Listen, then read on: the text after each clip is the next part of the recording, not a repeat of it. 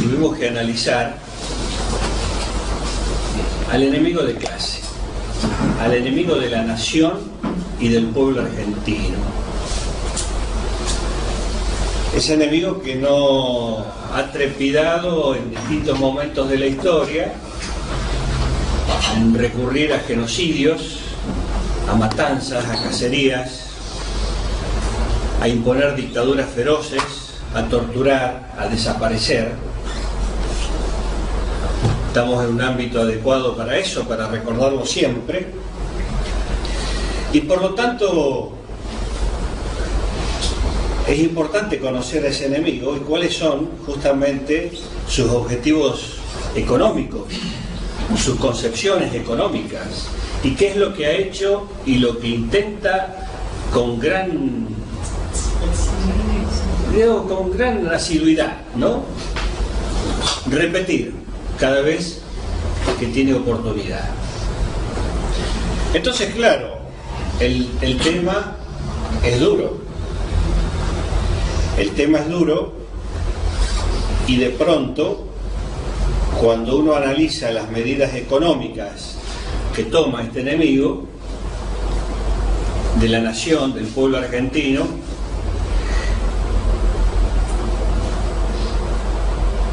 y más las medidas económicas duras,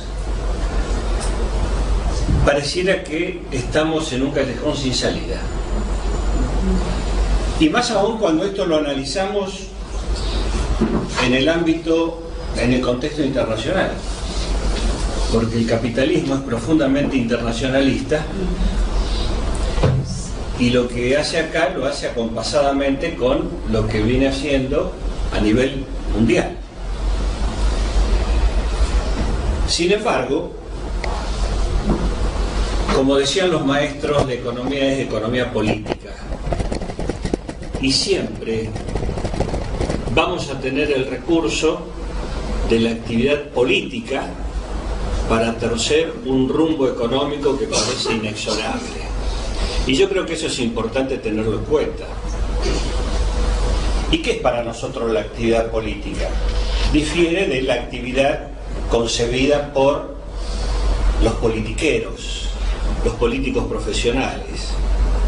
Para nosotros la actividad política es la acción de las masas, de los trabajadores de todo tipo, organizadas, con un objetivo lo más claro posible. Y en función de eso, tenemos que avanzar para tratar de torcer el rumbo económico que parece inexorable, que el enemigo tiene para con nuestro país y para con todos nosotros. Hoy vamos a desarrollar un tema reciente, el modelo nacional y popular, que se desarrolló entre 2003 y 2015, y hasta podríamos estirarlo un poquito más, 2001, para darle ese contexto histórico de la sublevación popular, ¿no? Esto presenta dificultades porque todavía no hay muchos trabajos que resuman este periodo. Hay que buscar, hay cosas aisladas, todavía no hay trabajos generales. Por eso lo de hoy es un reto en gran medida, porque no hay muchos elementos. Sí lo hemos tratado de ir armando, como para que darle una coherencia de conjunto a la charla de hoy y tratar entonces de visualizar, inclusive de magnificar la importancia de esos 12 años que hemos tenido. La importancia porque fue una de esas brechas que se le abrieron al enemigo de clase. Fue una de esas brechas y fue una oportunidad, porque nuevas generaciones que no habían vivido otras épocas, los años 50, los años 40, 50, los años 70, estaban olvidándose de muchas cosas, de muchas reivindicaciones, y esta bocanada de aire fresco que nos llegó casi sin que lo pensáramos, yo creo que reactivó todas las pilas, todas las baterías del pueblo argentino y de la juventud argentina. Por eso vamos a iniciar este tema recordando también de dónde venimos, y más que nunca va a ser importante el hecho de el trabajo en conjunto. Hoy vamos a desarrollar aquellos elementos positivos, pero también vamos a ser críticos de las cosas que faltaron, que estuvieron mal hechas, que fueron inoportunas, o algo que por ahí señalo: una orientación justa con uso de instrumentos a veces inoportunos o mal utilizados. Claro que nosotros seguimos defendiendo la orientación justa, por eso estamos acá, ¿cierto? Es decir, no somos los que observan el lunar, sino los que observan la orientación del proceso en general, porque además no somos puritanos y sabemos que todo proceso histórico social siempre tiene sus momentos grises, sus momentos de retroceso, sus momentos de errores y sus falencias.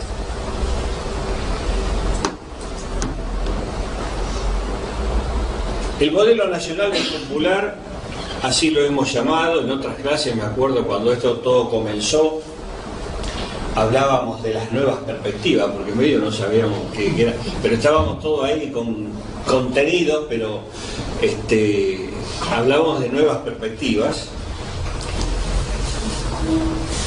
Ese modelo nacional y popular es un resultado directo de una brecha que se abrió por la crisis del enemigo, la crisis del modelo económico del enemigo.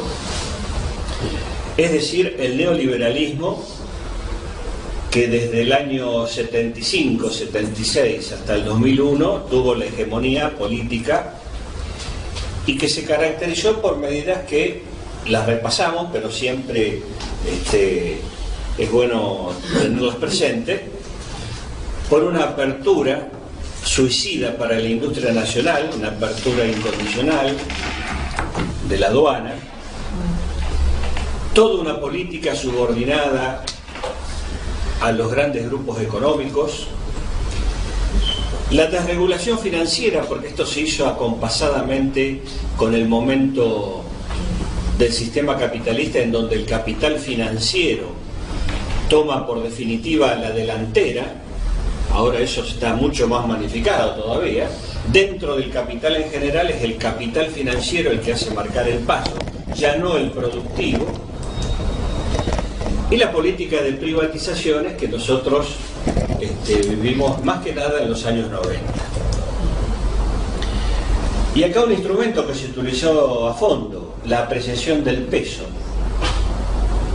A veces creemos que el precio del peso, cuando está valorado nuestro peso, es positivo, y resulta que es un elemento negativo en la medida que hace que nuestros productos que queremos vender al exterior se transforman en productos caros. Entonces nadie nos compra la producción cuando hay apreciación del peso. Algunas fotos para recordar esos momentos y el final de esos momentos. El recambio, Menem a De la Rúa, en el año 99. Acá gran parte de los sectores medios confiaron en esta propuesta del radicalismo de la Rúa, pero esta propuesta salió herida de muerte porque todas las concepciones de ética, de moral y todas las cuestiones que siempre son tan afectos los radicales desde siempre, quedaron totalmente limitadas por la continuidad del modelo de la convertibilidad, al cual nadie se animaba a tocarlo, ¿no? Hasta que estalló solo. Otra foto, cuando este presidente Cavallo termina llamando en su auxilio a auxiliar por el plan de convertibilidad que se implosionaba a su creador, precisamente, creyendo que era la alternativa más lógica en esa concepción realmente conservadora y suicida. ¿Y en qué constó el corralito? ¿No dejar sacar plata? Sí, sí. Eso lo vamos a mencionar entre las cosas que fueron ocurriendo a lo largo de ese proceso, ¿no? Esta es una foto terrible porque muestra cómo en el mismo proceso democrático terminan siendo reprimidas las propias madres de Plaza de Mayo en su lugar histórico. Es decir, la crisis económica va acompañada necesariamente de una represión que terminó con este delincuente de la Rúa huyendo y dejando un tendal. Creo que son 37 los muertos, por los cuales sigue sin pagar ninguna pena, ¿no? Esta es una foto muy conocida de la huida de la Rúa, y se viene la sucesión de varios presidentes. Este es Ramón Puerta, un oligarca de Misiones, disfrazado de popular, amigo de Macri, que fue uno de los que actualmente, ¿no?, embajador en España. Bueno, que fue uno de los que se sucedió rápidamente en esa vorágine que duró una semana, 10 días aproximadamente. Esa sucesión, esa vorágine, esa sucesión de acontecimientos tan corridos, no impidieron ver las consecuencias de ese modelo que se caía ahí exhausto, entre ellos el haber dejado el país más endeudado por habitante y más extranjerizado en su economía del mundo. Un endeudamiento atroz que nos llevó a un default, y no un default porque fuera una medida, es decir, no te pago y no te pago, no, fue default porque no había más nada, porque de la Rúa, entre otros, estuvo buscando todas las formas, hasta disminuyó el sueldo de los jubilados, los ingresos de los jubilados, los sueldos de los docentes, de todo el personal de Estado, un 13%, que recién el gobierno kirchnerista después devolvió cuando tuvo oportunidad económica, ¿no? Por otro lado, el país llegó a niveles de miseria, de pobreza, de indigencia y de la inseguridad que de todo eso se manifiesta, ¿no? Se deriva. Bueno,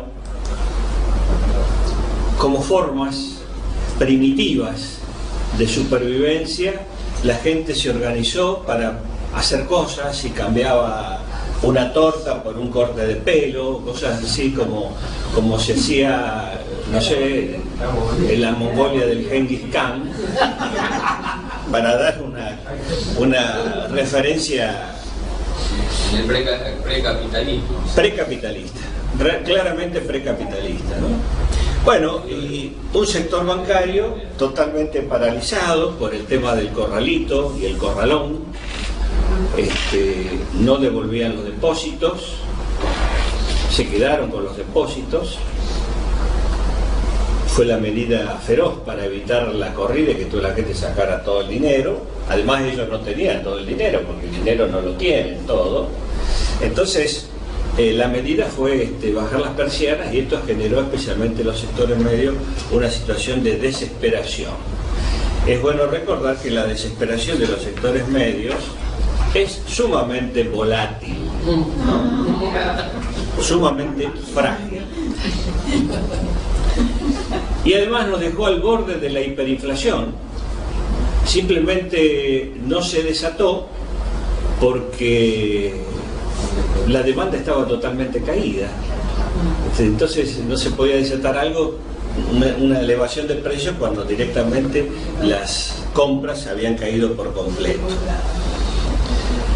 El otro elemento que apareció y que acá tomó cuerpo en algunos dirigentes políticos y económicos del establishment, el hecho de un salvataje internacional en donde fuera el Fondo Monetario Internacional el que tomara la conducción de la economía argentina directamente.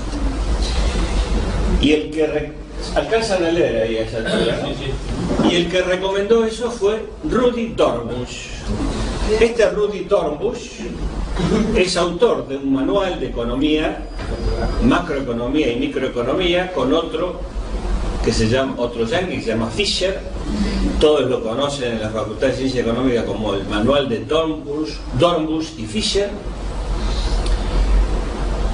Es un graduado del MIT, el lugar de excelencia que tiene la élite norteamericana. Y ese manual es usado por quienes estudian economía actualmente en la Facultad de Ciencias Económicas de la UBA. Una de las cosas que no se cambiaron, en donde el neoliberalismo continuó, fue en la enseñanza de la teoría económica neoliberal. Entonces, como hemos dicho otras veces, con presupuesto estatal se ha convertido eso en una fábrica de yuppies, de enemigos, en donde pibes jóvenes, criados con ese refrito que son los manuales, nunca estudiando a los autores originales, terminan creyendo que esa es la economía. Entonces, después, si tienen algún cargo público o alguna actividad de responsabilidad de una empresa, cuando hay momentos decisivos, reaccionan así. Y ¿saben una cosa? Eso ha ocurrido hasta en nuestras propias filas, con economistas con funciones públicas, y cuando no, docentes también. Lo cual muestra el problema de la educación no modificada de las pautas liberales, del pensamiento único, ¿no? Porque políticamente se tiene una actitud, pero teóricamente se reacciona de otra cuando hay una situación de emergencia, o de... Bueno, esto para recordar porque habíamos caído en el fondo. 17 cuasi monedas, que eran títulos públicos provinciales sin ningún tipo de respaldo, por supuesto. Papelitos de colores con que se pagaban a los empleados públicos, a los maestros en las provincias, como alternativa a un peso que estaba atado por el tema de la convertibilidad y que no se podía emitir más. Todos sabemos que desde el ángulo económico uno de los pilares de la existencia de un Estado nacional, desde el ángulo económico, es un mercado común que se rige por una moneda en común. Este era el paso hacia la disolución nacional. Acá estábamos como a la altura de 1820, cuando la crisis y la anarquía de 1820, que todas las provincias se desperdigaron y cada uno formó su republiqueta. Bueno, esto era el paso inicial a ese proceso. Acá tenemos un cuadro donde aparecen las mega devaluaciones que vivimos durante el neoliberalismo y su impacto en el valor del salario real. El salario real, no el nominal, sino el real, es la capacidad adquisitiva concreta de adquirir mercancías. Bueno, vemos que el Rodrigazo, que fue el primer impacto, el primer intento neoliberal con gobierno constitucional y por lo tanto fracasó rápidamente, partiendo de 100, el salario llegó a 79,5. La hiper, que fue en el año 89 con Alfonsín, de 100, el salario real se disminuyó a 80,5. Esto es cuestión de días o un mes y medio, 2 meses, ¿no? Y en el caso del 2001, el colapso de la convertibilidad significó una caída al 80,6, partiendo de 100.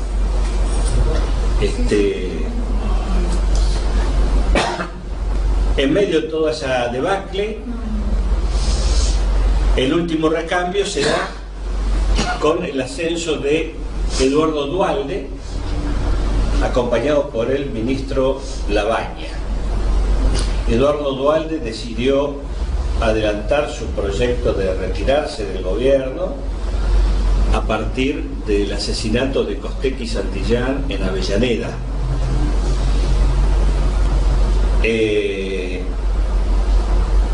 Es bueno recordar que desde el ángulo económico la subida de Labaña ya implicó un cambio, no sustancial, pero sí un cambio en el timón de las medidas económicas que se venían tomando por el neoliberalismo.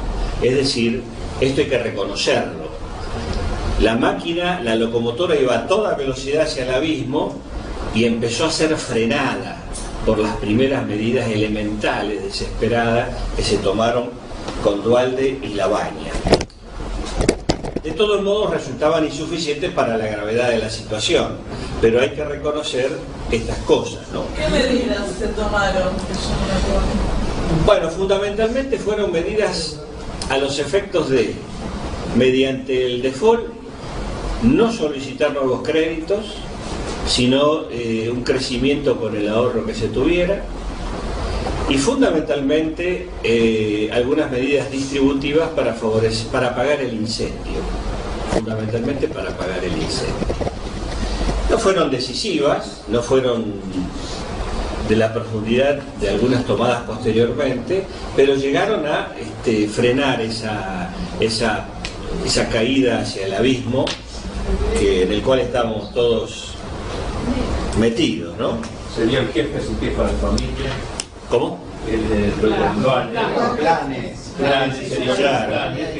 Son medidas redistributivas que inclusive fueron siempre, es bueno recordarlo, recomendadas por Keynes, teóricamente desde el año 36 para enfrentar la crisis del 30 en Estados Unidos, en Inglaterra. Se especificaba. Acá recuerdan las manzaneras. Las manzaneras empezaron cuando era Ahí estaban organizadas, y eso Claro. fue muy importante. Sí, sí.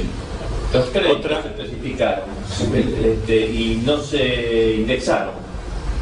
Por lo tanto, no se creó un problema de vivienda, como se creó en España, por ejemplo. Esa especificación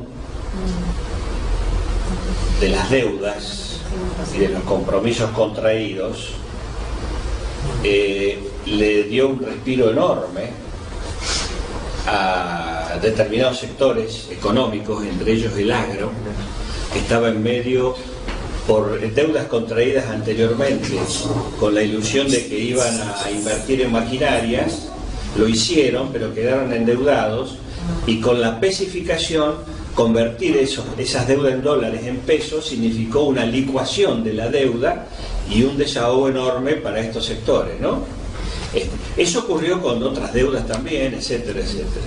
De cualquier manera, esa diferencia entre la precipitación asimétrica fue a parar a deuda del Estado. Siempre. Alguien lo paga, seguro. Sí. No, seguro. El asunto era parar el incendio ahí en ese momento, y bueno, se lo hizo con los instrumentos que se conocían y con la moderación que le conocimos también a Lavagna, que no era ningún jugado, ¿no? Y ahí hubo una devaluación de 4-1, que no se sintió bruscamente, que después bajó, descendió a 2.80 el dólar. Pero como estábamos muy mal, Sí, hubo una estampida y... sí, pero bajó en meses. Sí. Bueno, la fuerza más dinámica en la cual confiar para cualquier transformación en el sistema capitalista es el movimiento obrero, y el movimiento obrero quedó planchado con todo el periodo neoliberal. Hubo un retroceso numérico por el cierre de empresas, de fábricas, y si hay retroceso numérico, eso también implica retroceso político y social, del peso social. Un retroceso en la sindicalización de la clase obrera, que llegó bajó del 20 al 25% aproximadamente, de acuerdo a cada sindicato. Bueno, y además aparecieron las miserias propias de los momentos de crisis, cuando empieza la pelea entre pobres. Es decir, una pelea en donde el causante de la crisis queda escondido y la pelea se desarrolla en el ámbito de los mismos perjudicados. En este caso, obreros con salarios bajos, caídos, deteriorados, terminaban entonces compitiendo, en definitiva, en el mercado laboral, con los propios desocupados que iban en aumento. Es decir, se crea una situación sumamente compleja y difícil para el movimiento obrero, que tienen empleo. También el sistema genera una multitud de contradicciones y enfrentamientos a los efectos de fragmentar todavía más al movimiento trabajador, al movimiento obrero. De esa manera, con la invención de jerarquías, de pequeñas diferencias salariales, etcétera, además del fantasma de la marginalidad de la desocupación, está el tema de esos ganchos que tiran para segmentar, para diferenciar a los trabajadores a través de diferentes salarios, campañas de calificación, etcétera. Y acá tenemos dos pirámides de la transformación estructural de la sociedad argentina entre 1974, la primera, y 2004. Y esto marca el retroceso social del país durante el neoliberalismo. Fíjense ustedes que la posibilidad del ascenso social fue siempre una de las características de nuestro país que lo distinguieron durante muchas décadas y que hacía que acá viniera mucha gente inmigrante, justamente porque esa posibilidad existía. Lo que vemos en la segunda pirámide es el enemigo sigue siendo la misma cantidad ínfima de siempre. Ese es el enemigo. Los demás son profilácticos, mayores o menores. Medio alto, medio bajo. Bueno, y fíjense en el aumento del sector de los pobres y de los indigentes, ¿no? Con porcentajes vemos esta transformación de la realidad argentina durante el periodo neoliberal. Este es un dibujito del año 1989. En una villa, un cartel dice bienvenida a la clase media. Bueno, es bueno recordar esto porque no ocurrió hace 3 siglos atrás, como ocurren a veces algunos acontecimientos en otros países, en otros continentes. No, es un hecho reciente y sin embargo qué rápido que se olvida, qué rápido actúan los prejuicios para olvidar, para seleccionar la información y más cuando estamos en camino a un 2001. Estamos en camino a un 2001 en la medida de que nada indica que las mismas iniciativas y medidas que toma un gobierno que ya fueron experimentadas lleven a un resultado distinto. Eso está claro. Hasta que ocurrió esto.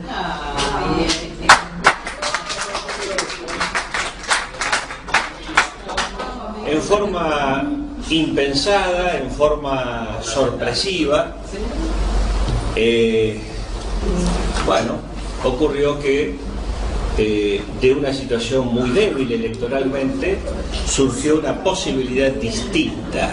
Justamente estas son las oportunidades políticas que aparecen en medio de una situación de desierto como la que vivíamos a nivel del 2001.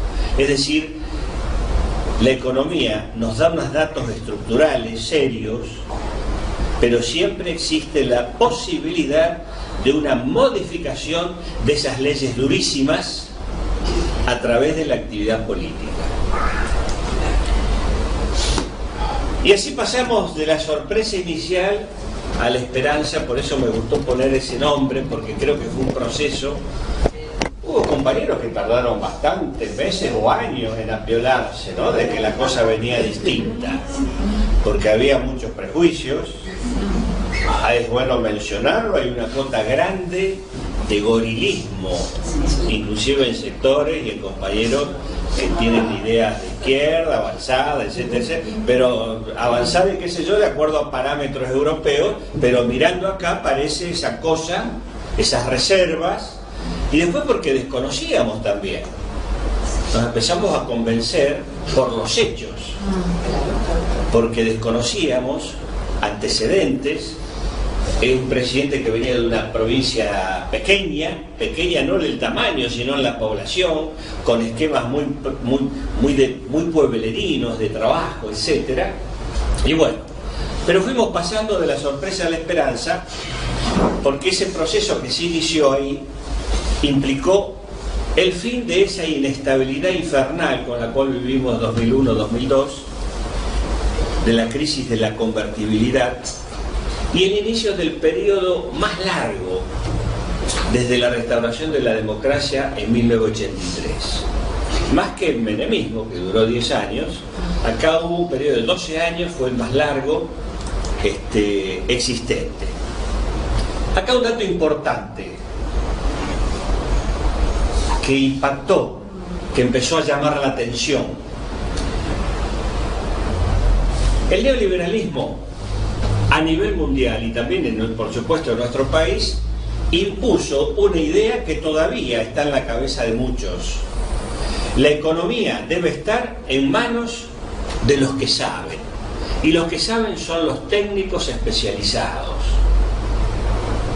son los economistas del establishment, son aquellos a los cuales se le debe destinar el manejo de la economía, porque los políticos, según el pensamiento neoliberal, tienen tendencia al populismo, tienen tendencia a aflojar.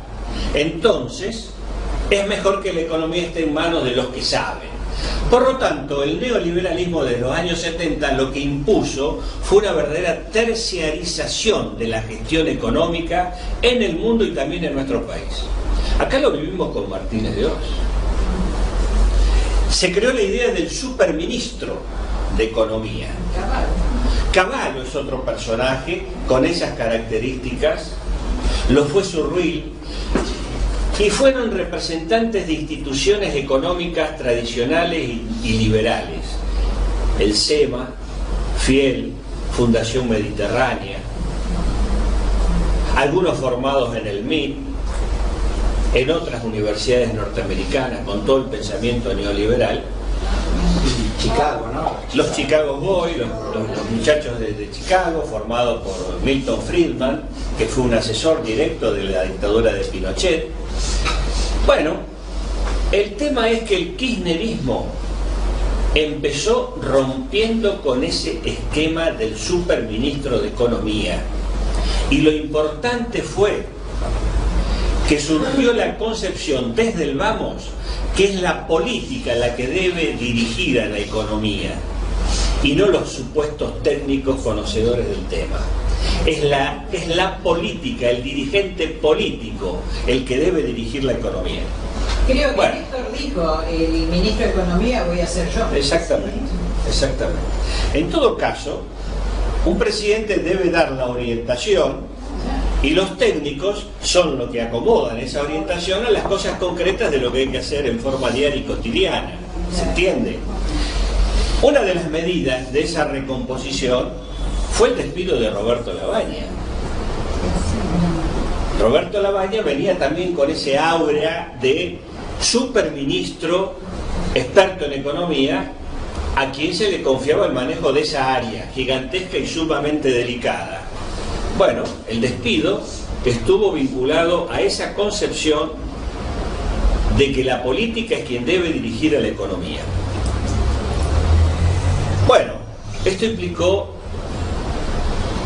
analizar y plantear un nuevo papel del Estado en la orientación de la economía como un actor directo frente a ese desmantelamiento que había hecho el neoliberalismo durante todo su periodo de hegemonía. Y junto con esto, la recuperación del papel de las empresas públicas. El periodo además se caracterizó desde el 2003 al 2015 por unas grandes transformaciones económicas, sociales y políticas. Que yo creo que es bueno eso tenerlo siempre presente, que es la profundidad de esas transformaciones teniendo en cuenta del lugar que veníamos. Pero también tenemos que reconocer concluido ese periodo, lamentablemente, en que hubo serias dificultades para introducir cambios en la estructura económica. Esas dificultades para introducir cambios en la estructura económica es lo que explica que en menos de 2 años nos hayan desmantelado prácticamente todo. ¿Se entiende? ¿Podés ampliar a qué te referís con el tema de estructuras? Fundamentalmente, estructura económica es lo que es más perdurable. Es aquello que modifica las relaciones económicas de una sociedad.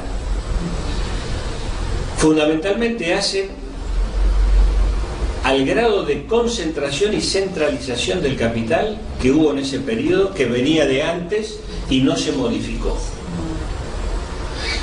La economía creció, lo vamos a decir después, pero ya que salió el tema. La economía creció enormemente, pero los actores seguían siendo los mismos. Seguían siendo los mismos. Esa oligopolización, ahí me salió, de la economía y de los actores que se dio en la hegemonía neoliberal, continuó,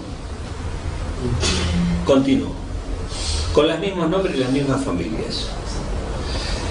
Antes, durante el ISI, hasta el año 76, cuando había una caída en la crisis económica argentina, cuando había un momento de depresión económica, se cerraban empresas, se perjudicaban trabajadores, pero también empresarios. En general, las crisis afectaban más uniformemente a la sociedad. A partir del 76, con esa oligopolización de la economía, comienza con la dictadura militar. Los indicadores macroeconómicos están para el diablo, pero hay algunos sectores minoritarios a quienes les va recontra bien y que obtienen ganancias extraordinarias. ¿Se entiende entonces esa situación y esa diferenciación de las consecuencias de las crisis antes y después de la dictadura militar y de la hegemonía neoliberal? ¿Vamos bien? ¿Por qué no escribís esa palabra que es bastante complicada? Bueno, viene de oligopolio, que es el poder de pocos. Es que la 125 la quisieron poner, yo no sé si es tan fácil, ¿no? Tan fácil. Bueno, para que bueno, esos son temas que además nos vamos a polemizar el viernes que viene con los elementos que vamos sacando de acá, que yo creo que pueden darnos más precisión en la polémica, ¿no? En el debate para el viernes que viene. Bueno, causas del crecimiento del 2003 al 2015. Algunas causas, que parezca mentira, fueron derivaciones de la propia crisis. Por ejemplo, la especificación de los activos y de los pasivos le dio nuevamente un papel importante al Banco Central de la República Argentina, que es la autoridad monetaria máxima del país. Además, empezó a haber superávit externo, es decir, no podíamos importar, porque no teníamos plata con qué comprar las importaciones, pero a su vez nuestras exportaciones, por un contexto internacional favorable, por la China demandante, empezaban a subir sus precios. Precios altos de nuestras exportaciones, importaciones caídas, crearon un superávit externo muy importante y se reflejó también un superávit fiscal. Eso es fruto de que el Estado había caído en default y por lo tanto no pagaba el servicio de la deuda.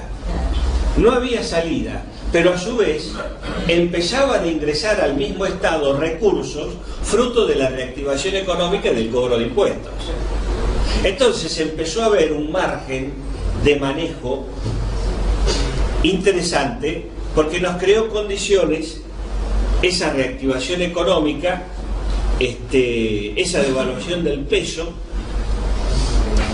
que muchos sectores empezaron a rentabilizar sus ingresos. Fíjense cómo las crisis también tienen estos efectos, ¿no? Seguimos puntualizando. Acá cuestiones centrales. Cambio de rumbo de la política económica. El Estado, la política, asume el timón. Y eso significa el manejo del presupuesto, el manejo de la moneda, el manejo de los pagos internacionales y fundamentalmente del tipo de cambio. O sea, es la autoridad del Estado el que empieza a asumir esos controles que se habían ido perdiendo. El otro elemento, ese superávit fiscal, ese superávit comercial que mencionamos antes, fue creando una acumulación de dinero que hizo innecesario recurrir a pedir, en condiciones leoninas, por supuesto, porque nadie que está en default logra un crédito barato, pero no fue necesario recurrir a ese crédito barato porque esa diferencia, ese colchón que se fue formando, creó las reservas necesarias como para seguir promoviendo la evolución de la economía. Además, la política de desendeudamiento. Ese desendeudamiento fue una política buscada fundamentalmente con una visión política, porque el endeudado es un subordinado. El país endeudado le dictan las pautas, le dictan la política económica, el día a día, lo que tiene que hacer.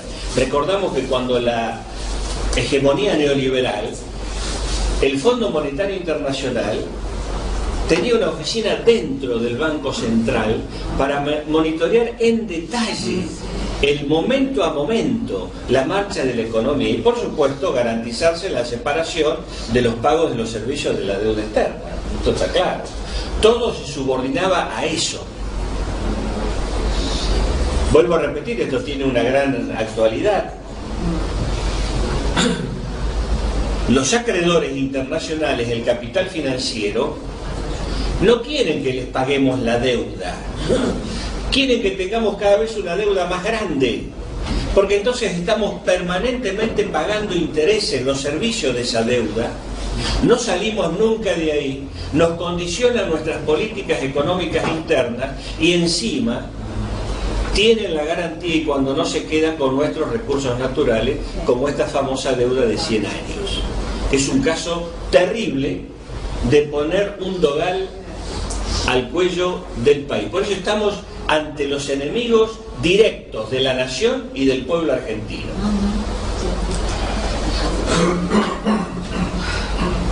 Ante una caída de la demanda, como había ocurrido, la inflación se controló prácticamente sola y por lo tanto ese crecimiento que se fue dando, si bien creaba márgenes de inflación, la inflación terminaba siendo en instancia manejable. Si tenemos en cuenta las experiencias anteriores en donde llegamos con Alfonsín al 189% en un mes, por ejemplo, y con Menem al 90% en un mes. Este periodo que estamos analizando ahora no fue un periodo homogéneo y no tiene por qué serlo. Lo identificamos porque hubo toda una misma orientación. Pero no es homogéneo porque todo cambia, todo se modifica, y más en 12 años. Cambia el contexto mundial, cambia el contexto local, interno, cambia las correlaciones de fuerza día a día, por lo tanto no puede haber homogeneidad en ese proceso. Medidas que fueron acertadas en determinada instancia tienen que ser modificadas cuando cambia o empieza a cambiar algún área, algún sector de la economía. Hacemos acá una periodización desde la economía, porque quizás si lo hiciéramos desde la política veríamos gobierno de Néstor, primer gobierno de Cristina, segundo gobierno de Cristina. Como el nuestro es un taller de historia económica, lo hacemos desde la economía, reconocemos entonces un crecimiento acelerado como no se vio nunca en la historia de la Argentina entre el 2003 y el 2008.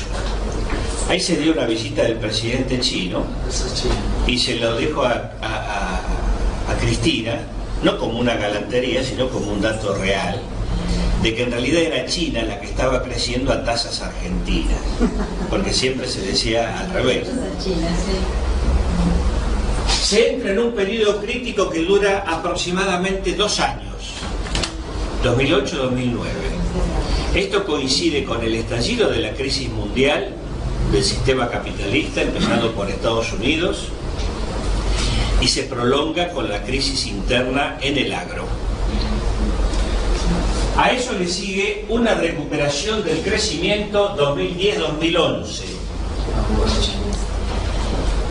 Importante, no llegó a ser como la anterior, como la primera, pero dio la pauta de que se tomaban medidas correctivas frente a la crisis que se estaba viviendo anteriormente. Hay una fuerte desaceleración del crecimiento entre el 12 y el 13. Decimos desaceleración, es decir, el crecimiento siguió, pero a un ritmo mucho más lento, ¿se entiende? Pero en donde sí hubo un estancamiento de la economía en general y una retracción de algunos sectores económicos, especialmente algunas ramas de la industria, fue en el 2014-2015. Perdón, la referencia tomada es de PBI. No solamente eso. ¿Hablas vos o está No solamente eso, sino el conjunto de los indicadores económicos. Porque lo del PBI solo puede dar lugar a algunas confusiones. En realidad se toma el nivel de exportaciones, el nivel de consumo, el nivel del salario real, el nivel de las importaciones, la calidad de las importaciones. Hay muchos rubros que se toman, pero que no es solamente el PBI. El PBI es el más general de todos los indicadores, pero por ser el más general es también el más impreciso.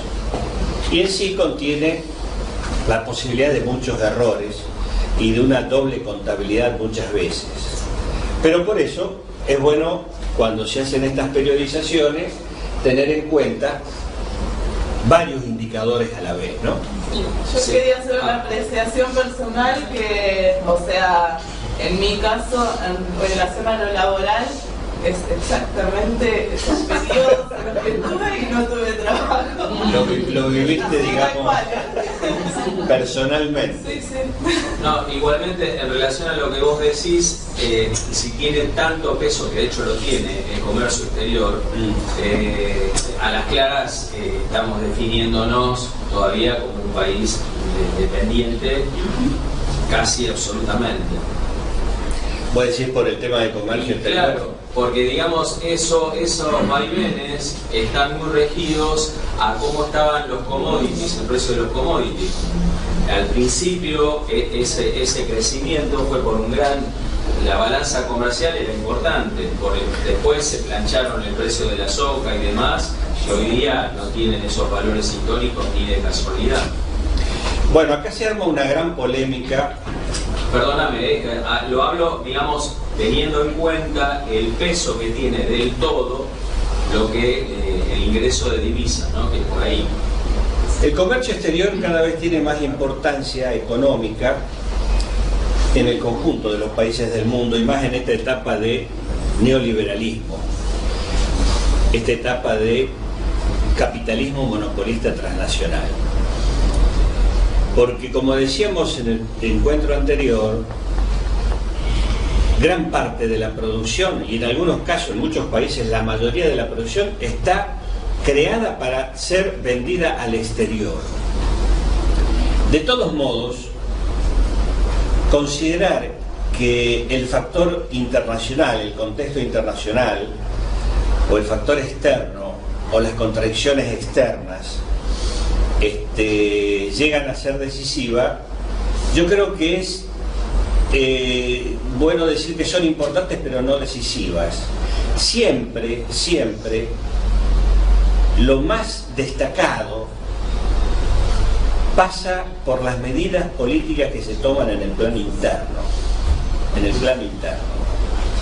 Y acá fundamentalmente esto está vinculado a los vaivenes del comercio internacional y de la crisis mundial, pero también a las políticas contracíclicas tomadas por el gobierno y fundamentalmente de recuperación de la industria nacional.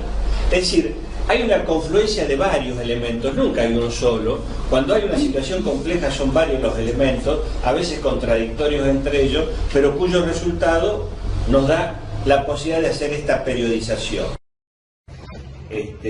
Por otro lado, un argumento que ha desarrollado la derecha en nuestro país, y lo ha hecho en otros lugares también, es que el momento de auge se debió al viento de cola. Es decir, exclusivamente por la influencia externa, y que en todo caso son las políticas internas las que fueron erróneas y no se supo aprovechar, y por eso hablan, como decimos acá, de la década perdida frente al discurso de la década ganada. Entonces, estos sectores parten de una concepción errónea. Los problemas argentinos son de larga data, no comienzan en el 2001. Por lo tanto, su superación no puede estar supeditada a un contexto determinado internacional. Cuando vos tenés un problema de larga data, de décadas que no se ha resuelto el tema estructural en nuestro país, son prácticamente crónicos, entonces no puede ser que, como en otras épocas se decía, una cosecha, una buena oportunidad porque China se le dio por comprar y alimentar a sus chanchos con soja. Cuando hay un problema estructural interno, lo decisivo sigue siendo la contradicción interna. Bueno, por supuesto que hay confluencia, lo interno tiene cada vez más peso, hay países que viven exclusivamente de las exportaciones, países pequeños, países que exportan materias primas, etcétera, y que bueno, en nuestro caso, el tema de la soja nos llegó a favorecer, pero realmente lo decisivo fue la orientación general que se le dio a la política económica durante todo el periodo. Este periodo histórico que estamos analizando creó una polarización como no veíamos desde el año 50-55. Y justamente esa polarización quedó reflejada en esas dos expresiones de década ganada o década perdida. Y acá está este tema, el contexto internacional y las contradicciones internas. Puede haber un contexto internacional difícil, pero un correcto manejo de las contradicciones internas hace que justamente la crisis mundial no nos pegue como nos ha pegado históricamente. La crisis del 2008 fue enfrentada a veces con lentitud, a veces con demasiada tardanza, pero con medidas correctas, lo cual permitió precisamente enfrentar esa crisis y que no nos pegara entre los ojos como ocurrió con todas las crisis internacionales anteriores. Recordemos la crisis del tequila, la crisis del vodka, había crisis para todas las bebidas que... Bueno, nos pegaban directamente. Inclusive nos llegaron a afectar más que a los propios países donde se originaba la crisis, lo cual muestra que era el problema nuestro, interno, porque otros países sortearon mejor ese tema, ¿no? Bueno, acá tenemos como una síntesis general, vamos a ver 2 páginas, no sé si se alcanza a leer, vamos a utilizar esto, a ver, vamos a utilizar un paraguas. Fíjense ustedes, acá separado por distintos periodos. Néstor Kirchner, primer gobierno de Cristina, segundo gobierno de Cristina. Producto Bruto Interno, un elemento. Este crecimiento a tasas argentinas, como decían los chicos. El segundo kirchnerismo disminuye un poco, pero son tasas altísimas de crecimiento esta, ¿no? Y en el tercer kirchnerismo hay una caída notable, si bien hay crecimiento, pero hay una caída notable del Producto Bruto Interno. El consumo privado, que es uno de los aumentos más grosos del Producto Bruto Interno, ¿recuerdan cuando hicimos ahí la formulita? También con los parámetros más o menos parecidos. La producción industrial, 10,4, 8,6, 0,8. La producción de automóviles, 33,8, 13, menos 12. ¿Cómo bajó todo? Producción de cereales y oleaginosas, 7,2, 2,3, 9,3. Ahí subió. Producción de carne vacuna, 4,9, baja 7,3 y sube bastante, porque este es un nivel muy bajo, a 1,7. Producción de carne avícola, construcción, 15,6. ¿Recuerdan el auge de la construcción? 5,7, 2,1. Esto va a estar en el blog, por supuesto, así que después lo van a poder ver más en detalle si lo necesitan como dato. El empleo privado formal, 10,6, 1,9, 0,4. Acá no creció casi nada. Y así, bueno, las exportaciones, 21,1, 5,2, 7,2 negativo. Acá se está hablando del promedio de los 4 años, ¿no es cierto? El gasto público total se mantiene bastante, que fue un elemento, recuerdan cuando hicimos la fórmula, caída del consumo, situación de crisis, subida del gasto público. Gasto público en seguridad social cae también. Gasto público en energía, bueno, al principio es gigantesco, disminuye y vuelve a crecer bastante. Vamos a ver después un detalle de esta. Acá tenemos otros, dividido también primero, segundo y tercer kirchnerismo. La tasa de desempleo, fíjense ustedes cómo continuó disminuyendo, porque era una política social que había que mantenerla pese a la caída de los elementos, de los indicadores económicos. Tasa de inflación minorista, fíjense cómo fue subiendo, 28,2 de promedio. Porcentaje del Producto Bruto Interno de la deuda externa, 35, 12, 10. Se continuó con la política de desendeudamiento y en esto también se puede hacer una crítica, porque se siguió firme con un esquema cuando había que haber aflojado la mano antes. Recién se recurre al crédito internacional en el 2014, cuando se podría haber hecho antes y no seguir gastando reservas del Banco Central, continuando con la política de desendeudamiento. ¿Se entiende? Porque ya la deuda estaba manejable, era un porcentaje manejable. Perdón, ¿y cuál es el beneficio en ese sentido? ¿Cuál es el pro y cuál es la contra de eso? La contra es que si vos seguís con la política de desendeudamiento y seguís pagando, te vas quedando sin reservas. La restricción externa. Y ahí te viene, ese es otro rubro, pero ahí te viene el peligro de una corrida, de algo que no tengas con qué responder. Okay. Te quedas sin fondo. Te quedas sin fondo, sin un respaldo. Por eso el cepo, según dicen.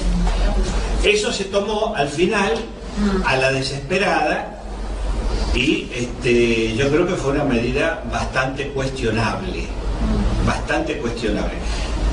Si esto se hubiera modificado, fíjense en las reservas, cómo van cayendo. Si se hubiera tenido una ductilidad mayor muñeca en el manejo de... Claro, hay que estar ahí y hay que entender todas las cosas y las presiones del momento. Fue tan grave todo, especialmente desde el comienzo, que se empezó por tratar de resolver las cosas más urgentes. Y acá aparecen las contradicciones, porque hay medidas económicas que las tomás para resolver esto que te apura hoy, pero te perjudica mañana. Ahora lo vamos a mencionar con su nombre. Ese tipo de medidas que ocasionan esas situaciones de contradicción peliagudas, que a veces las tomás para salir, bueno, te ayudó a salir del pozo hoy, pero resulta que para mañana y pasado te está metiendo un peso, un lastre gigantesco. Bueno, esto es importantísimo. La inversión bruta interna fija, la inversión de los empresarios. Fíjense, estos niveles son altísimos. Acá esto sigue siendo más del doble de lo que es común en una economía capitalista de desarrollo importante. Más del doble. Significa que los empresarios invertían. ¿Por qué? Porque en el capitalismo los empresarios invierten cuando tienen expectativas de rentabilidad. El mercado interno. El mercado interno, el nivel de consumo, que veíamos por ahí, la tasa de empleo, esos son elementos que un empresario que se jacte de serlo tiene que estar manejando permanentemente. El poder adquisitivo del salario general, el salario mínimo, la tasa de desempleo son elementos claves para un empresario que se maneja en el mercado interno, ¿no?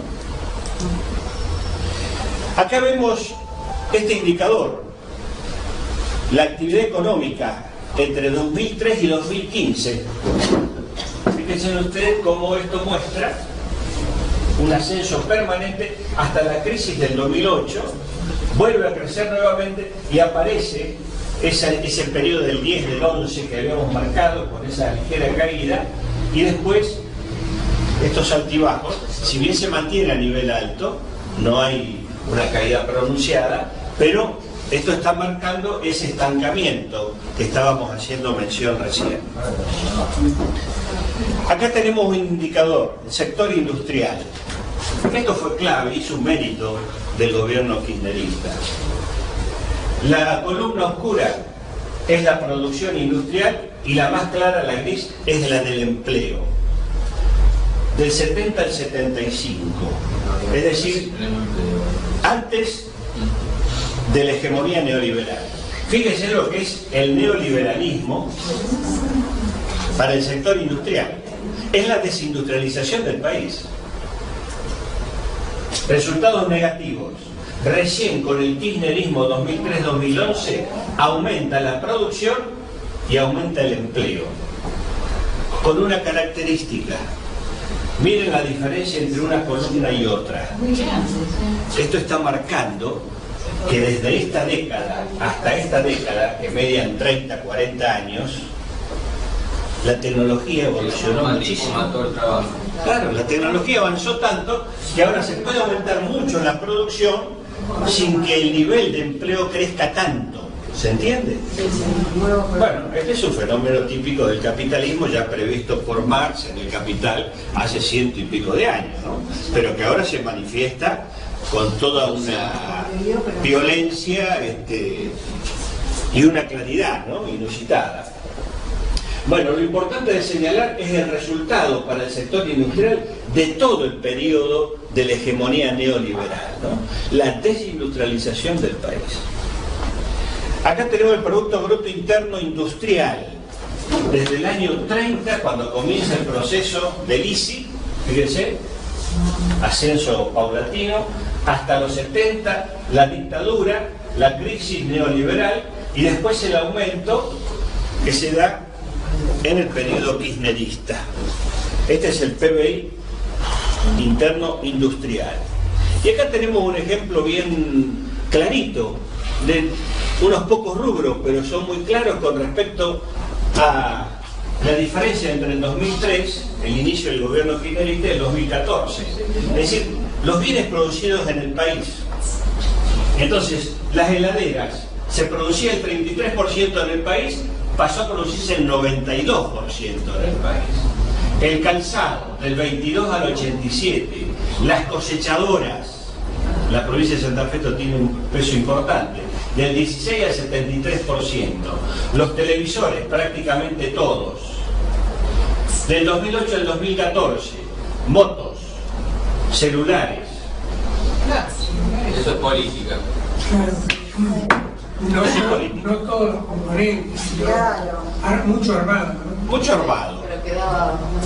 Pero de algunos de esos componentes son prácticamente todos. El calzado, por ejemplo, las cosechadoras, que prácticamente resucitaron y que ahora de nuevo vuelven a estar acogotadas por la política neoliberal actual. Lógicamente que todo proceso de industrialización requiere de una población con un mayor nivel de calificación, de educación, etcétera. Y eso se refleja en el presupuesto tanto educativo, que fue creciendo, como también, fíjese, lo destinado a ciencia y tecnología entre el 2004 y el 2013 del Producto Bruto Interno, es decir, un porcentaje importante, pero lo más importante es marcar el nivel de ascenso, la tendencia, la orientación general de ese proceso. Hay que tener en cuenta que países como por ejemplo Estados Unidos tienen una inversión, nosotros llegamos más o menos al 70, 65, 0,65, y países como Estados Unidos tienen una inversión del 1,76, o países que invierten mucho más, creo que China tiene el 2, y pico % de su PBI destinado al tema de ciencia y tecnología. Lo importante acá es de destacar que viniendo de una crisis terminal como país, ese fue un proceso en ascenso.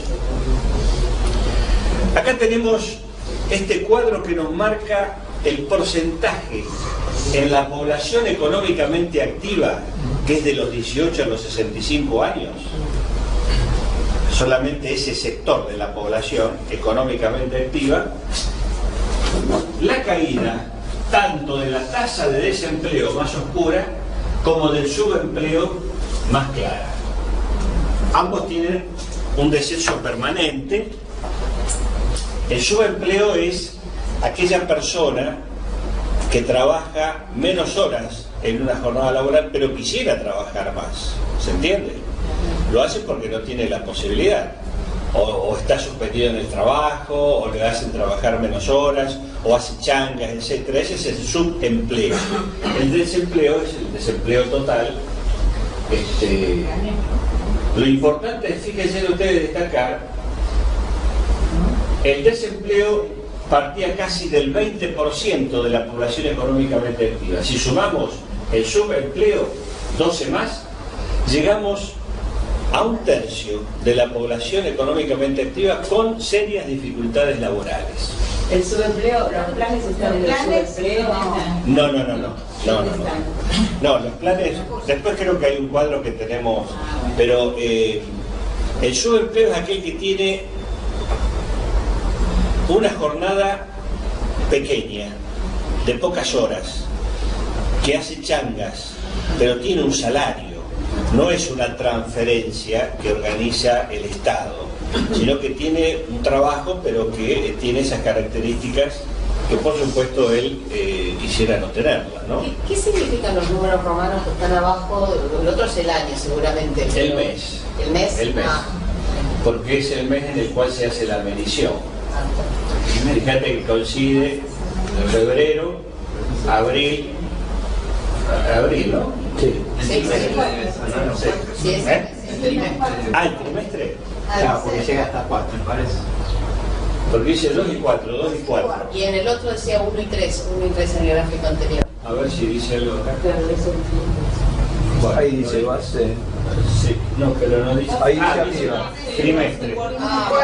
Trimestre. No decía nada. O sea, base cuarto trimestre de 2000 significa que son por trimestre. El segundo trimestre y el cuarto trimestre, que debe ser el momento de la medición. Bueno, acá vemos una cuestión importante que es negada por el neoliberalismo, ¿no? El hecho de la importancia de la masa salarial en el peso del consumo. El salario de los trabajadores es un elemento central en el sistema capitalista, la línea más oscura, que es la que alimenta el consumo. Ocurre que en todo este crecimiento que se fue dando, hubo un momento de 2008-2009 en que el consumo privado sigue subiendo, pese a que la masa salarial asciende, pero no tanto. Y esos son hábitos y cosas que quedan como una especie de inercia. Y además es el recurso del crédito. Cuando se empieza a comprar a 12 cuotas, se acuerda del tema de 12 cuotas, etcétera. Entonces existe la posibilidad de un consumo que se potencia por sobre esa masa salarial del momento. Pero eso también tiene que ver con la certeza de expectativa, o la expectativa positiva a futuro, que no está hoy presente. Cuando aparece crédito en un comercio, es un indicador de que realmente considera que al menos por ese plazo no va a haber cambios importantes en la economía. Es una muestra de estabilidad, de confianza. La tasa de empleo es empleo formal. Formal. Después el problema que hay es cuánto... qué Eso generalmente a veces no entra en las estadísticas, lamentablemente, ¿no? Pero también hubo un crecimiento muy grande del empleo formal, porque el neoliberalismo dejó el tendal de cosas, el empleo por contrato, contratos de un mes con que se tomaba a la gente joven a trabajar por un mes, un contrato por un mes sin ningún tipo de derecho. ¿Qué se puede planificar de la vida personal cuando tenés trabajo por un mes y después no sabés qué es lo que va a ocurrir? Sí, o trabajo disfrazado de pasantía. Tomaban pasantes para repartir cartas en el correo, ¿viste? En el Estado, súper precarizado. O los que tomaban por empresas que sería como tomo trabajadores para dárselo a vos con un precio de mucho menor. Se quedaban con el primer sueldo. Además de porcentaje, y además que el contrato era que te pagan un 30% menos que a nosotros. Creo que le llaman trabajo por agencia. Sí, eso es agencias temporales, etc. Igual siguen igualmente todavía la irregularidad de mucha gente que es empleada pública que cobra a través de la cara, por ejemplo. Esos son, digamos, el Estado era el que mayormente se abusaba del tema del pasante también. En los 90 era lo más común. Yo creo que se siguió haciendo uso de si juntamos la experiencia y la memoria de todos los que estamos acá, vamos a encontrar un montón de casos que vivimos o hemos visto muy de cerca, ¿no? El tema de los tickets canasta, tickets restaurant, viste que era una forma de... Eso lo viví, sí. Me acuerdo que nos pagaban parte del sueldo con tickets. Hasta un 10% te podían pagar. Con tickets. El caso de Recalde. Cuando quisieron adornar a Recalde con ese tema. Ah, claro. Bueno. Acá tenemos un cuadro del porcentaje de personas bajo la línea de pobreza, que en el 2003 estaba en el 50% y que fue disminuyendo notoriamente en el transcurso del gobierno kirchnerista.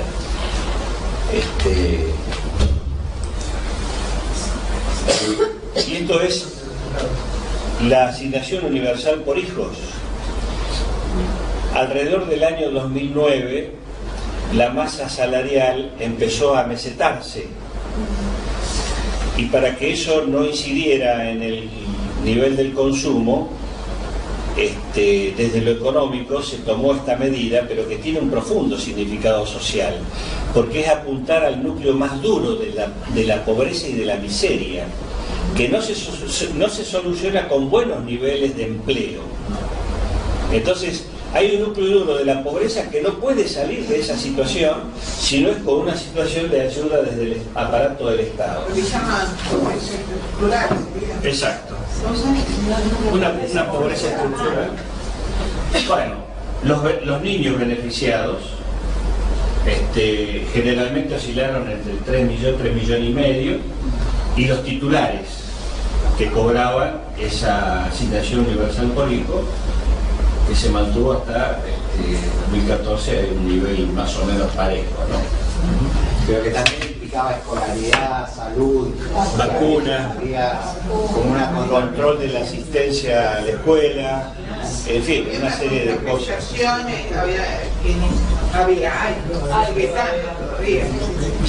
Ahora, es bueno destacar esto, porque lo primero fue repartir planes sin contraprestación alguna. Después hubo alguna contraprestación, pero yo creo que este fue un elemento interesante para llegar al caso de las madres solteras, jefas de hogar, etcétera, con controles efectivos que se iban haciendo. Y después se sumó al embarazo a la mujer embarazada.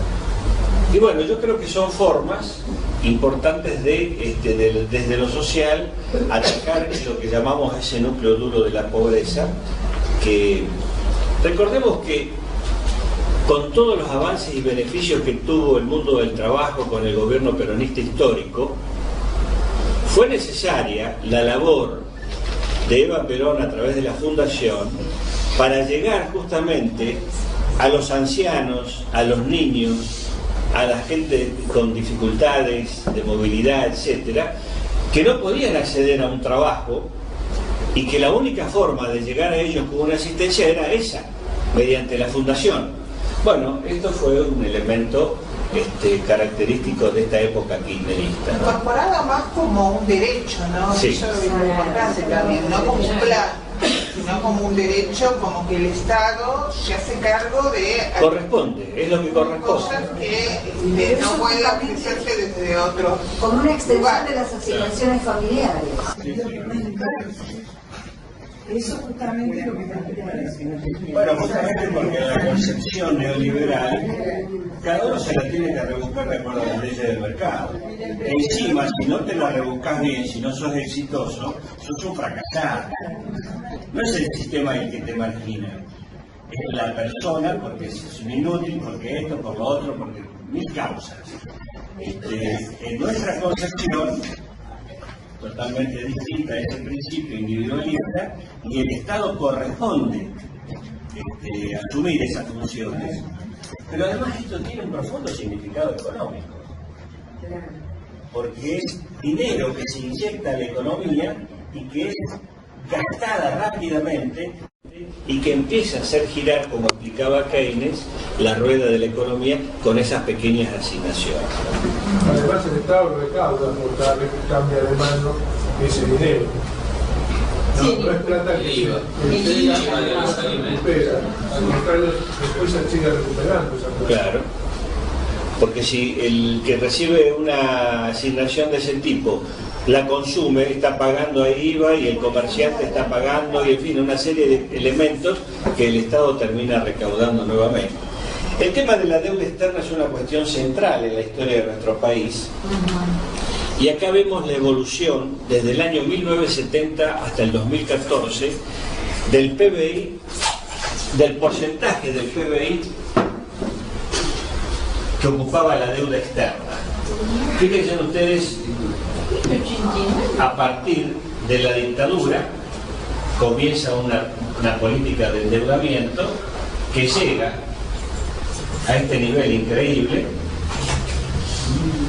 Viene la crisis del 2001-2002, vuelve a subir, y desde acá hay una política de desendeudamiento del gobierno kirchnerista que va achatando el peso de esa deuda con respecto al Producto Bruto Interno. Estos gráficos así me gustan porque nos permiten tener un panorama visual rápido. Ahora, es bueno también, a través del blog, poder acceder a estos datos cuando los necesitamos para algún trabajo, para alguna polémica o lo que sea, porque ahí tenemos más en detalle los porcentajes y las fechas. Acá está la deuda pública, pero con respecto ya no al PBI, sino a las exportaciones, es decir, a lo que vende el país al exterior. Fíjense ustedes, el 300% baja al 60,88%, y lo hace fundamentalmente a partir del gobierno kirchnerista.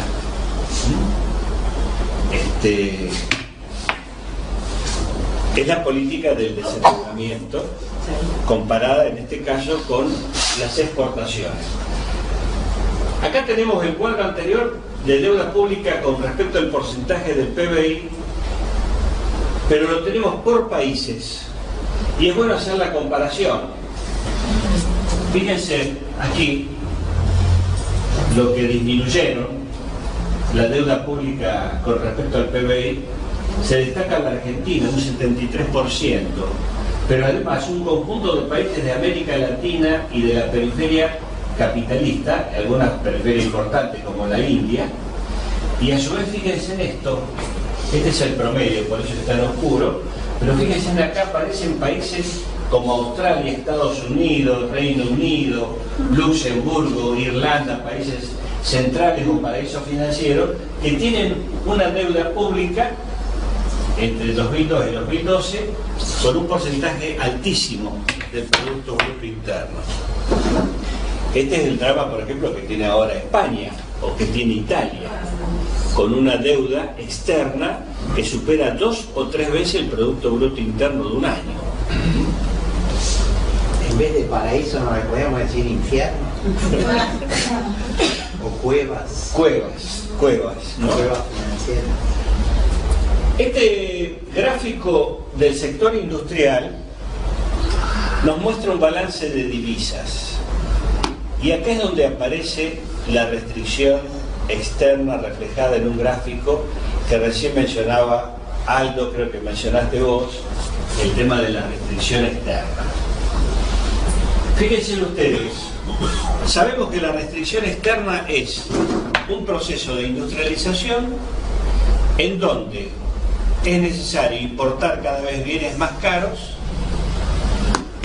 para alimentar esa industria en desarrollo y no tenemos en nuestras exportaciones el suficiente valor creado como para compensarlo. Esto empieza a aparecer claramente a partir del 2009, que lo señalamos como año crítico en la periodización anterior. Los pagos por importaciones es la línea oscura. Fíjense cómo de pronto se eleva sola. A su vez, los cobros de exportaciones es la línea esta gris. Acá empieza a haber una situación deficitaria. La balanza de divisas, entonces, es esta línea que muestra la marca descendente de esta relación. Entonces acá aparece entonces la restricción externa, que por otro lado es bueno reconocerlo también, ocurrió fundamentalmente en dos sectores, como el automotriz y el electrónico, que fueron ayudados en su momento decisivamente por el gobierno y que se transformaron en sectores netamente importadores, lo cual constituye un serio error político, además del económico, por supuesto, ¿no? Pero un serio error político. ¿Recuerdan cuando la General Motors, que está ahí cerca de Rosario, al sur de Rosario, 2 veces la auxilió el gobierno kirchnerista? El objetivo era que no despidieran a los trabajadores. Pero resulta que ellos siguieron importando, y cada vez más. Recuerden la actitud de Ratanzi, el de la Fiat, un verdadero fascista. Bueno, 2 sectores que fueron apoyados en su momento por el gobierno decisivamente y que causaron esta situación de restricción externa, pérdida de divisas y todas las consecuencias que de eso se acarrean, ¿no? Además hasta con la amenaza de los despidos que hacían las empresas o de trasladarse a otro país. Acá vemos cómo el proceso de industrialización necesariamente implicó un aumento del consumo de la energía. Cuando el menemismo no hubo problemas. ¿Y por qué no hubo problemas? Porque no había fábricas, como tampoco había gran problema en el transporte público, porque la gente no se trasladaba tanto a su trabajo como en otras épocas posteriores. Ahora, ese aumento de la demanda de energía significó también un problema durante el gobierno kirchnerista. En primer lugar, la recuperación tardía de la mitad, del 51% de YPF. ¿Tardía por qué? Porque los españoles se dedicaban a exportar el petróleo que después nosotros teníamos que importar como combustible, ese mismo petróleo. Pero además paralizaron todo lo que fuera búsqueda y exploración de nuevos yacimientos, con lo cual la perspectiva era cada vez más acogotadora. Bueno, crece la demanda de energía hay menos medios, con el gas pasó algo parecido, se tuvo que empezar a importar. Y acá tenemos el balance de divisas del sector energético. Los pagos por importaciones es la línea oscura, que va subiendo cada vez más. Los cobros por las exportaciones es la línea gris suave. Y este es el balance, el resultado de esta combinación de estas dos líneas. Entonces, estos fueron sectores claramente deficitarios. La restricción externa volvió a aparecer, como volvió a aparecer en varios momentos históricos del país. Es de esperar que alguna vez encontremos la vuelta, ¿no? Y que no nos vuelvan a correr con la vaina con este tema, que podamos resolverlo de alguna forma. Perdón, ¿se te ocurre alguna? Sí, yo creo que hay cosas que están vinculadas a la situación política internacional, a las políticas de alianzas, a la integración con otros países de América Latina que son productores de petróleo, etcétera, etcétera. Y el desarrollo del comercio con esos países fundamentalmente. Nos vamos a convertir en Venezuela. No, lo que sí hay que tener es alianzas y acuerdos de intercambio como se empezaron a hacer. Lo que pasa es que hay otros países que están en situaciones más difíciles que nosotros. Con Evo teníamos una tasa preferencial de gas. Este gobierno le compra a Chile, que a su vez le compra a Bolivia. Es una intermediación increíble que encarece el producto. Menciono esto porque son los elementos que nosotros tenemos que tener presente críticamente a la hora de los debates y entre nosotros también, por supuesto, ¿no? ¿Qué fue lo nuevo de este periodo? Algo que surge de una debilidad inicial enorme, una debilidad política inicial enorme, y que termina con hechos concretos, con cambios, dando vuelta a esa tortilla. Hay que recordar también que muchas de las medidas que se tomaron estaban más allá del nivel de conciencia social general de la población, como había quedado esto evidenciado después de la dictadura militar y del periodo neoliberal.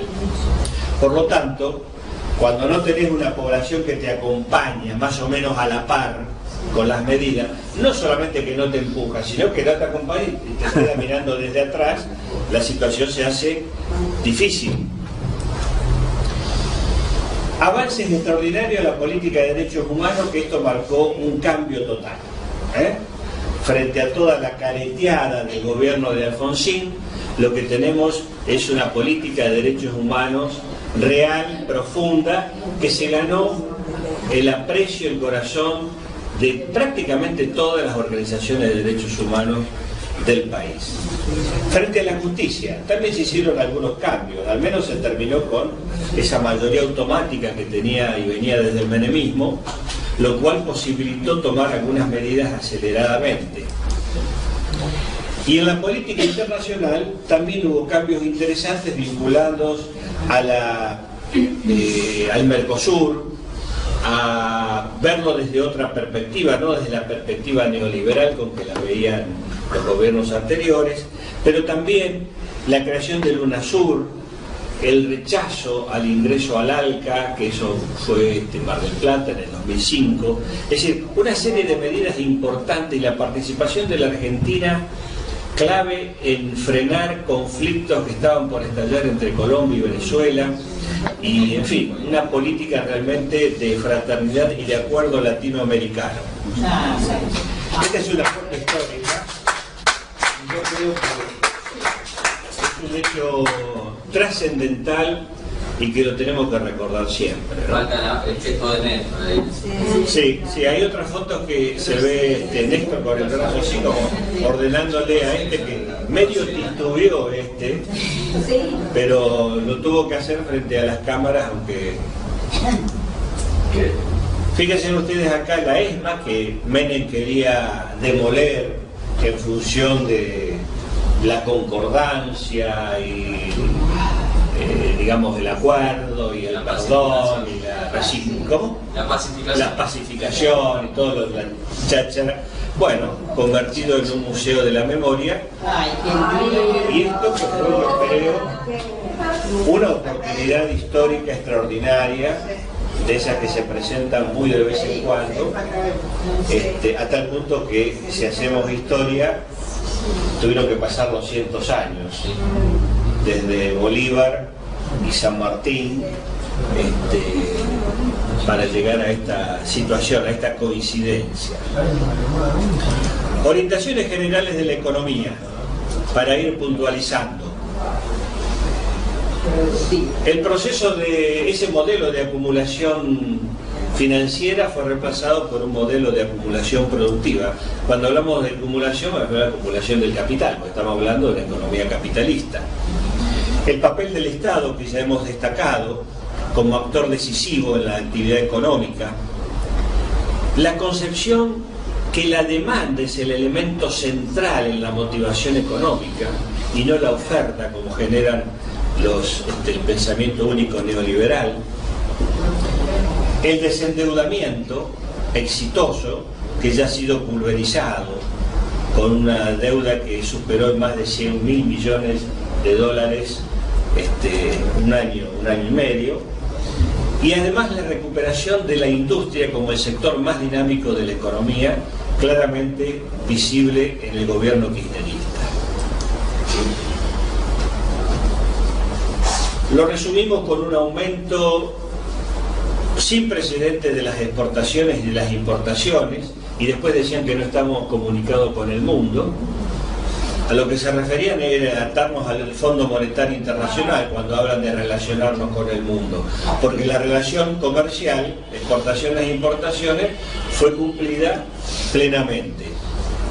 La expansión del consumo privado, basado fundamentalmente en los nuevos puestos de trabajo, en las comisiones paritarias, que es una medida trascendental del kirchnerismo, histórica del peronismo, el aumento del salario real, las jubilaciones y pensiones, la movilidad por ley que se estableció de jubilaciones y pensiones, el sostenimiento de un tipo de cambio adecuado, siempre tratando de favorecer y luchando contra una tendencia a la apreciación del peso, tratando de favorecer el desarrollo y el mantenimiento de la competitividad industrial, la expansión de la inversión privada y un hecho trascendental que hace a la dignidad y a la independencia nacional, como es que el Fondo Monetario Internacional se le pagó para que se deje de joder y estar acá dictando las políticas económicas favorables a sus intereses. Es importante destacar que en medio del gobierno, a poco ha asumido Cristina, en medio del gobierno kirchnerista, estalla la crisis mundial del 2008. Se trató de una crisis la crisis más profunda desde el año 30, surge en el país central del sistema capitalista, los Estados Unidos.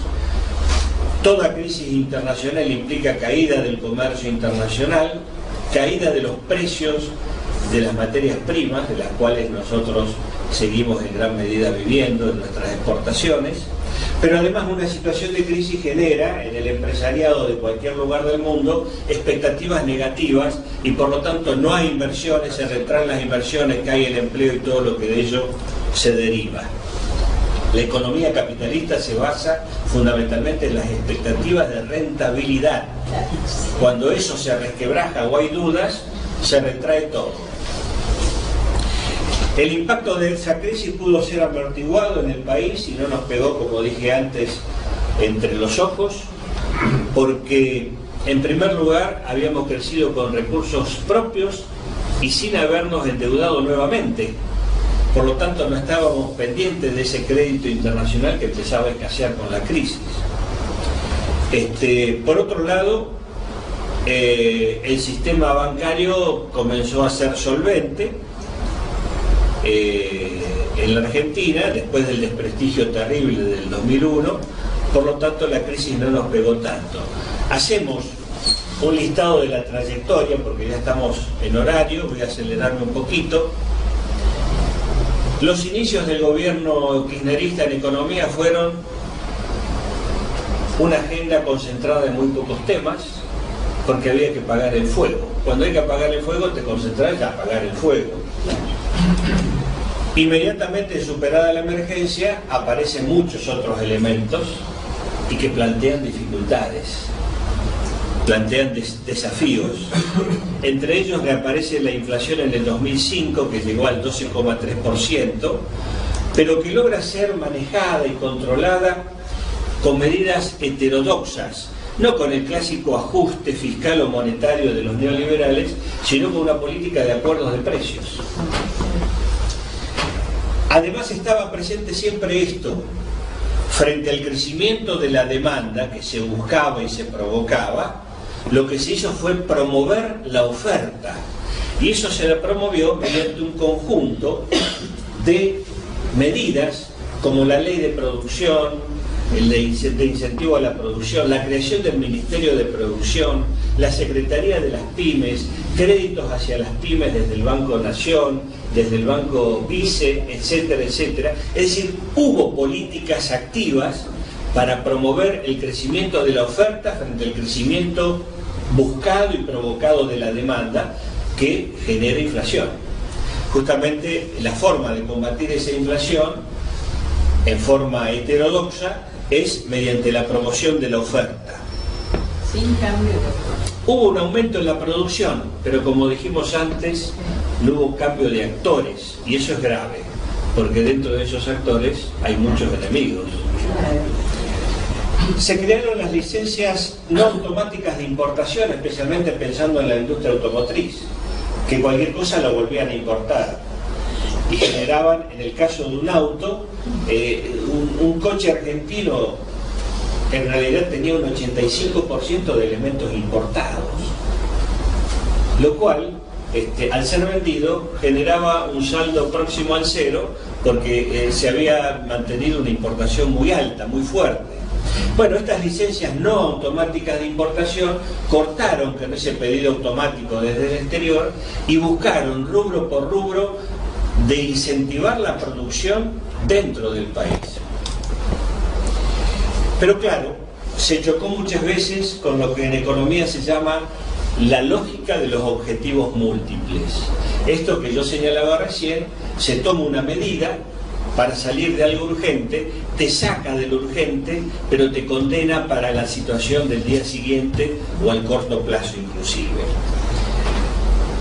Por ejemplo, disminuir las importaciones para promover la industria local ante la falta de divisa, pero de pronto suben algunos precios y algunos se hacen provocadoramente con objetivos políticos y tenés que volver a importar algunos bienes que no los llegás a fabricar para nivelar los precios, para contenerlos.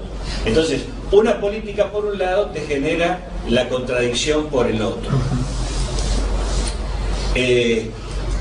Seguimos con la trayectoria. Hubo un rumbo claro, eso es lo de destacar, pero a veces hubo un uso de las herramientas incorrecta, con mucha rigidez, y eso tiene un costo político. Eso ocurrió con las retenciones, cuando en forma administrativa se tomó una medida para aplicarlas, cuando la situación de los precios de los commodities del agro habían bajado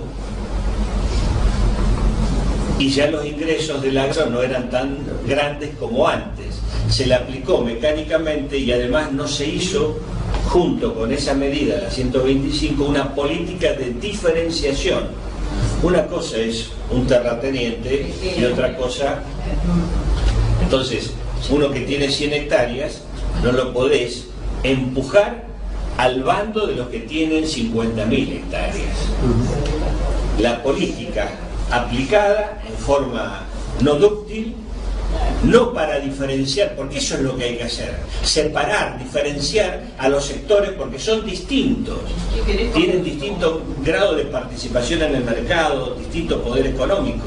Bueno, al contrario, se los unificó a todos, se formó un bloque que, apoyado por los medios, generó la hecatombe del 2008. Lustó fue, ¿no? No, Lustó, sí. Lustó era ministro de Economía. Me confundí con Vudú, me sonó Vudú. No. ¿Qué quiere con Lustó? Bueno, pero además hubo otros técnicos, y uno de ellos, en un curso nuestro, un taller nuestro, fue invitado por quien les habla, y que fue uno de esos bueyes que tienen anteojeras así, encaran a los bueyes, sin una evaluación política, basado estrictamente en cuestiones técnicas, y que fue uno de los promotores de la famosa 125. ¿Lo podés nombrar o te reservas? Sí. ¿Sí que? Sí, no lo reservo. Se llama, el nombre es Tupac, y estuvo invitado acá.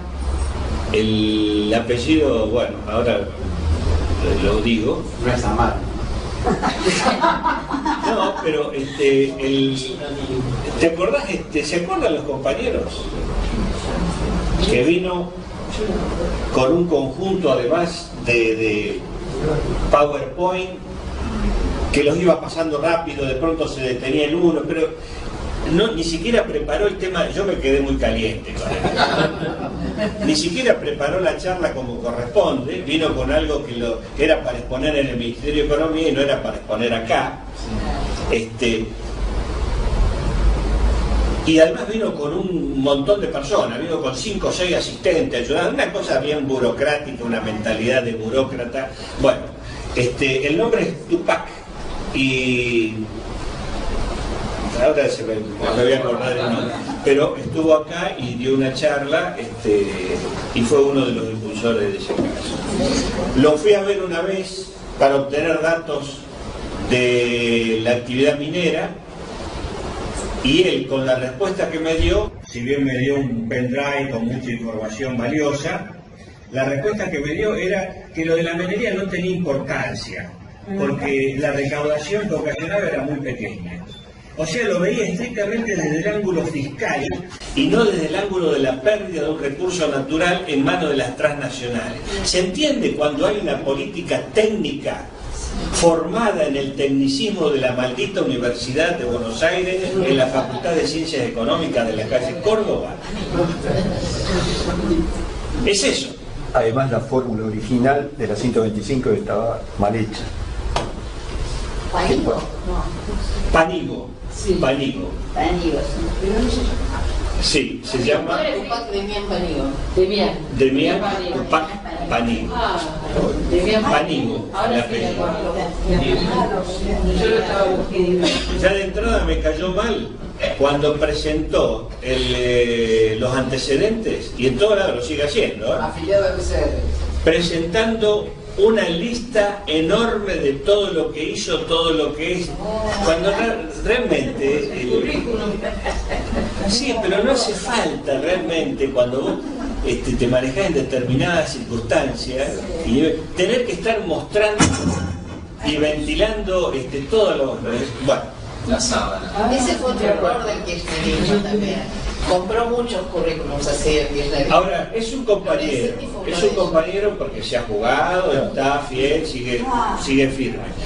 Pero eso no quita las críticas desde el ángulo tecnocrático y burocrático que llevaron a una situación política de derrota. Claro, pero digamos que en ese caso la pata que le falta es la pata política. Sí. Es una rata de laboratorio, no tiene calle. Exacto. Ese es el nombre. Bueno, hubo un crecimiento del empleo y del salario real contundente. Como dije antes, cuando aparecieron limitaciones en el 2009 se crea la asignación universal por hijo, lo que potencia más la demanda. Acá vamos a mencionar algo interesante. Las pymes pasaron de 400.000 a 600.000 unidades, hubo un crecimiento enorme, casi del 50%. Y acá hay un tema. Todos crecieron las pymes, crecieron las grandes empresas, creció el trabajador, creció el salario. ¿Cómo se explica esto en el capitalismo cuando nunca hay un crecimiento si no es a costa de otro sector social? Esto se explica por una cuestión sencilla. El crecimiento fue gigantesco. El crecimiento de la economía fue tan grande que todos pudieron crecer sin causar ninguna limitación a otro. Es un hecho de esos que no se presentan dos veces en la historia, ¿no? Pero, perdón, eso también tiene que ver con política de distribución, de cómo se distribuye la riqueza también. De la intervención del Estado en eso. Seguro. Ahora también nos llama la atención de algo. Hubo limitaciones en la política que evitaran la concentración y la centralización del capital. Porque que crezcan las pymes, que crezcan los trabajadores es nuestro objetivo, de hecho. Pero que los garcas hayan crecido en una proporción, bueno, ese es su problema. Esto nos muestra, en todo caso, ese crecimiento extraordinario de toda la economía. Todos pudieron crecer sin que ninguno lo haya hecho a costa del otro, pero también nos marca esa limitación.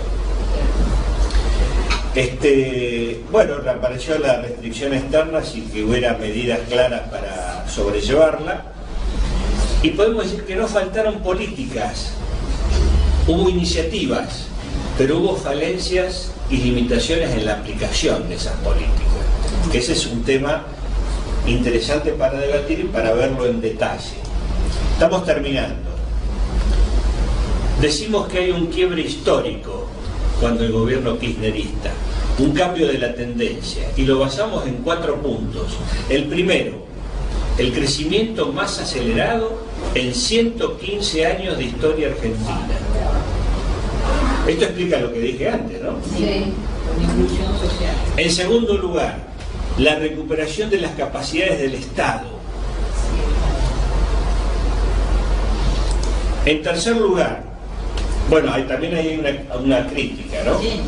Faltó una visión estratégica. Es decir, así estés teniendo que pagar incendios, no podés nunca como gobierno, con el aparato del Estado, tratar de ver un poco más allá. Por esta cuestión que mencionábamos antes, una política para salir de la urgencia hoy que te puede estar enterrando para mañana. Eso hay que tener cuidado. El tercer punto, el sector industrial fue visualizado como el más dinámico de todos y creció enormemente, creciendo también el agro, con lo cual, de haber habido otra política de alianza más sagaz, el crecimiento de ambos sectores que históricamente fueron antagónicos y que uno a costa del otro, que ha creado el gran drama histórico de nuestro país, acá sería un crecimiento simultáneo de ambos sectores. Eso se podría haber aprovechado políticamente de otra forma, sin generar esta antinomia histórica nuevamente, sin reverdecerla. Y el punto 4, el que más nos llega, quizás, el cuadro social cambió significativamente. Acá un elemento para señalar, crítico también, se cuestionó la ortodoxia económica, pero en muchas áreas y sectores se continuó con esa ortodoxia económica. Les digo el tema que conozco, minería. No hubo absolutamente ningún cambio en la política minera neoliberal del menemismo. Lo único que se hizo fue verla como un recurso fiscal, poniéndole unas retenciones, que lo primero que hizo Macri es sacarla inmediatamente, creo que fue al día siguiente de haber asumido. Esto es grave, ¿eh? Es grave porque está mostrando que en la propia conducción política no hay una visualización profunda de las características del enemigo que tenés enfrente.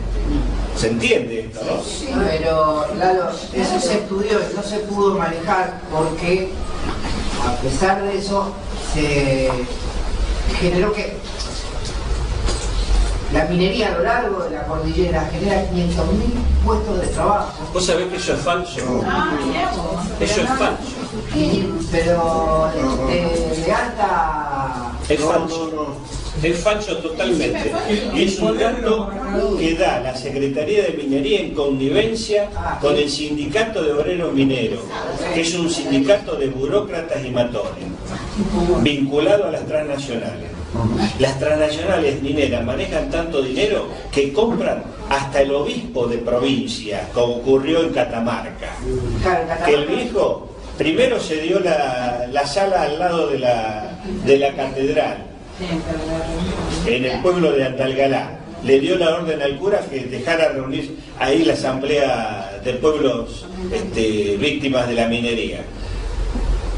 Plata mediante, ayuda a la Santa Iglesia Católica. Sí, en Catamarca el conflicto estaba porque venían los chilenos a trabajar y no le daban el laburo. No. La minería tiene un determinado nivel de desarrollo tecnológico que requiere cada vez menos mano de obra y la que requiere es altamente calificada. Los catamarqueños participaron con 3 o 4. Lo traían de afuera, para eso había un aeropuerto, una mina bajo de la lumbrera, de Andalgalá. No, se manejan cosas tan falsas que justamente, fui varias veces a Catamarca por ese motivo, por un proyecto de investigación de la Universidad de Luján, y ahí todavía tengo el recuerdo, porque una vez de las veces que fui, el catamarqueño, que fue una de las monedas truchas que elaboraron las provincias, la guardé de recuerdo, porque a cada rato me tomaban los pesos para cobrarme y me daban los vueltos con papelitos de colores. Solamente acepté uno que estaba bien nuevito para guardarlo de recuerdo y lo tengo en casa porque realmente muestra esa decadencia en que se había caído, en esa disolución nacional que se había caído. Bueno, ese periodo fue el auge también de las empresas mineras con el menemismo. Falso totalmente los datos que dan. Además el acuerdo eso podemos hacer una charla porque tengo preparado un PowerPoint sobre el tema minero en la Argentina, así no nos distraemos del tema de hoy, ¿no? Pero es un tema que lo tengo acá, lo tengo atravesado acá porque lamentablemente accedí a datos muy importantes. Y acá viene esto que es para pensar también para la próxima reunión del debate. Hubo importantes logros, pero con alto grado de vulnerabilidad. Esto es lo que explica la rapidez con que todo ha sido desmantelado. Al mes de salida de este gobierno se veía. Entonces, esto es lo que hay que prestar atención, ¿no? Bueno, puntualizando los principales logros. 2003, renovación de la Corte Suprema de Justicia. Adhesión a la imprescriptibilidad de los crímenes de guerra y de lesa humanidad. Nulidad de las leyes de obediencia debida y punto final. 2004, traspaso de la ESMA. 2005, cancelación de la deuda con el Fondo Monetario Internacional. Rechazo al ALCA en Mar del Plata, jornada histórica. 2008, reestatización de Aerolíneas Argentinas. Estatización de las AFJP. 2009, programa Fútbol para Todos. 2009 también, aprobación de la Ley de Medios Audiovisuales. Asignación universal por hijo. 2010, programa Conectar Igualdad. Ley de matrimonio igualitario. 2012, bueno, se me pasó. Pero también tuvimos momentos de gran alegría y momentos muy duros. Y esto fue en el 2010. Y esta me parece que es una foto del sentimiento popular, con toda esa idealización que tiene el sentimiento popular, con esa frase tan profunda y tan llena de sentimientos. Néstor con Perón. Néstor en el cielo, como se lo imagina la gente de nuestro pueblo, con el general, y el pueblo con Cristina. Es realmente emocionante. Esta foto y este cartel yo creo que es impactante. Estaba sobre la Avenida de Mayo, no sé si ustedes se acuerdan. Bueno, es una impactante, ¿no? Me parece que es una síntesis y una frase hermosa. Y con esto quiero terminar.